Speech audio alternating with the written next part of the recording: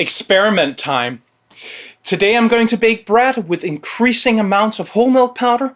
How will it affect the dough, the handling, and the final bread?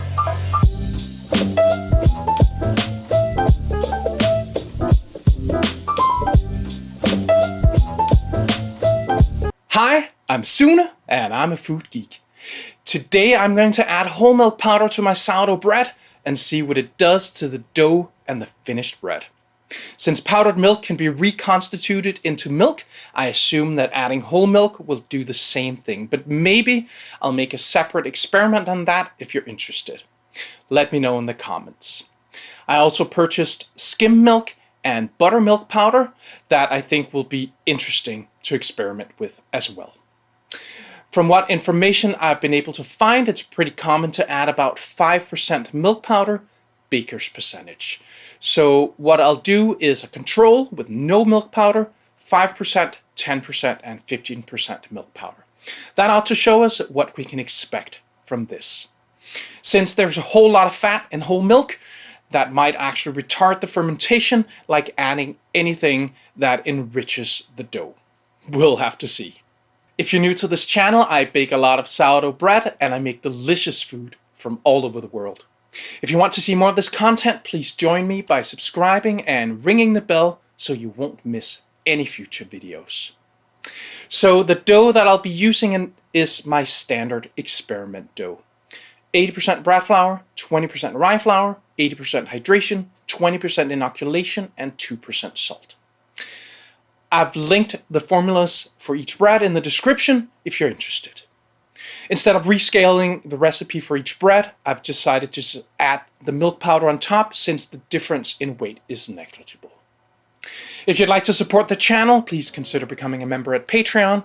You can also buy some merch or use the links in the description for tools and ingredients. Those were the words. This is the experiment. This is not a recipe, it's an experiment. If you want to learn how to make sourdough bread, I recommend that you go watch my master recipe. Link is in the description. First, I mix all the ingredients for each dough.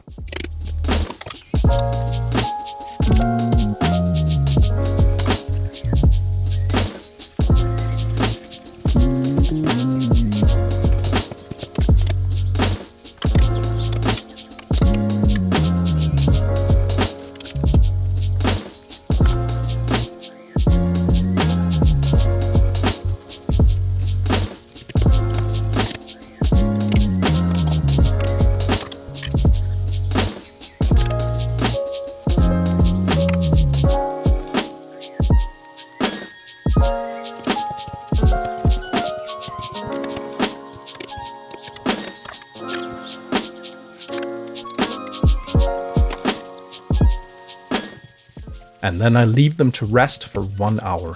Then I perform 3 sets of stretch and folds spaced out by 30 minutes. During these stretch and folds, you should note how the dough handles, the extensibility, and the overall appearance.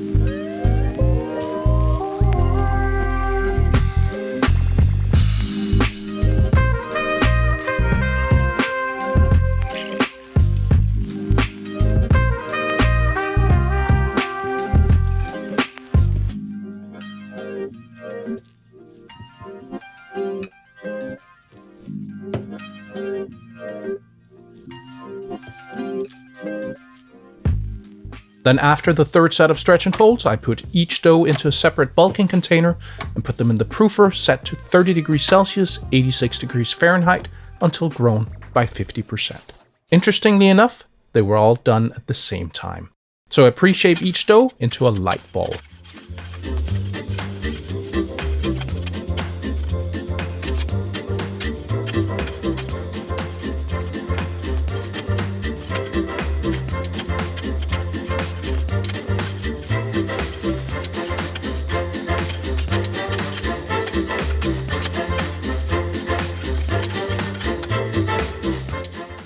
And then I final shape each dough.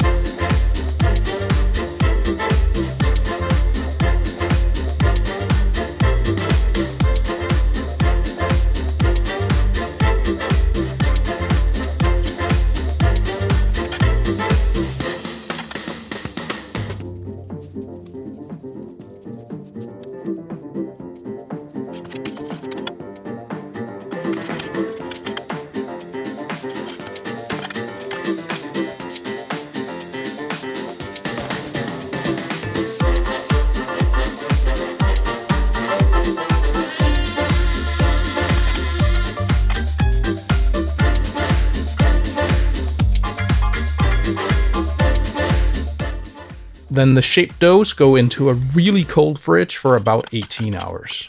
Then I bake them all using two-stage baking. If you want the details on that method, go watch my video on that, link is in the card above. I grab the dough from the fridge, I dust the bottom to help it slide easily off the peel. I flip the dough onto the peel.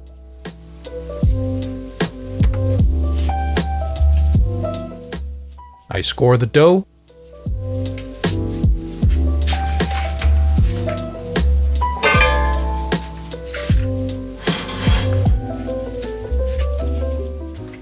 And then I add it to the Dutch oven inside the oven and bake for 25 minutes.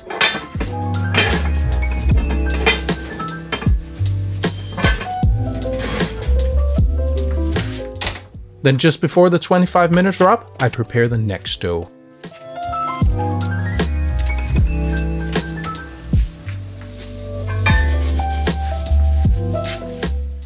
Then I move the first dough out of the Dutch oven to the side.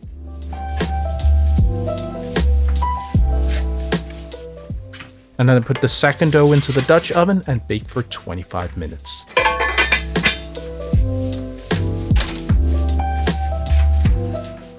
Then I grab the first bread out of the oven and put it on a wire rack to cool off. And I do the same for the rest of the bread. After they're cooled off, we'll have a look at the crumb.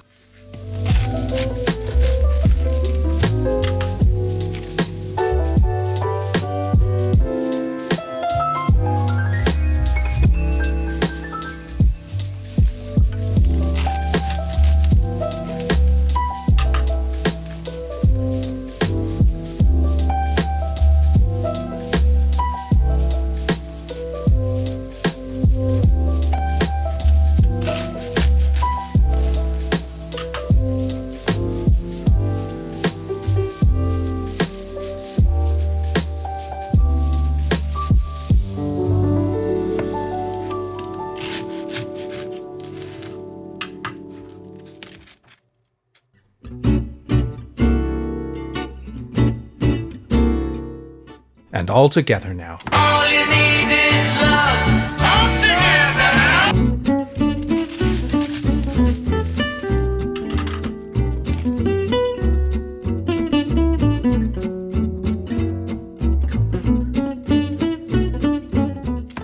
All All right, now we'll have a sniff and taste test to see what kind of bread we got out of this.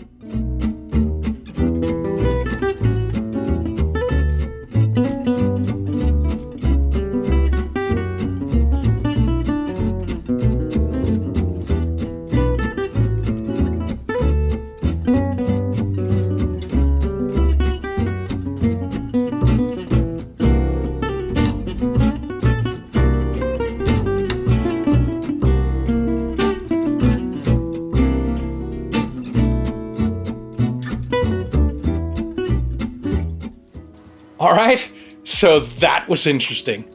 As for handling, stickiness, extensibility, and fermentation, there was really no discernible difference in the 4 doughs. Where the difference comes in is in the crust and the crumb. The added fat makes the finished bread softer when milk powder is added. I wouldn't say that it was possible to tell the difference between the 3 breads that had different amounts of milk powder. As more and more milk powder was added though, the taste of the bread got slightly sweeter, but not by much. The biggest surprise was in the smell of the crust. The more milk powder that was added, the more caramelly notes in the smell of the crust. The smell is one I really associate with brioche bread and in rich dough in general. For some reason, I thought that smell came from butter that was browned in the crust, but it's more likely that it's milk sugars that caramelized. But maybe the same would happen if you made a dough with only butter, since butter also contains milk solids, which is what you brown when you make browned butter. Out of the 3 breads, the one with 15% milk powder was absolutely the most delicious. So what are the applications of this? Well, if you like a softer bread, adding just a modest amount of whole milk powder will soften the crust. The other application is, of course, in the taste.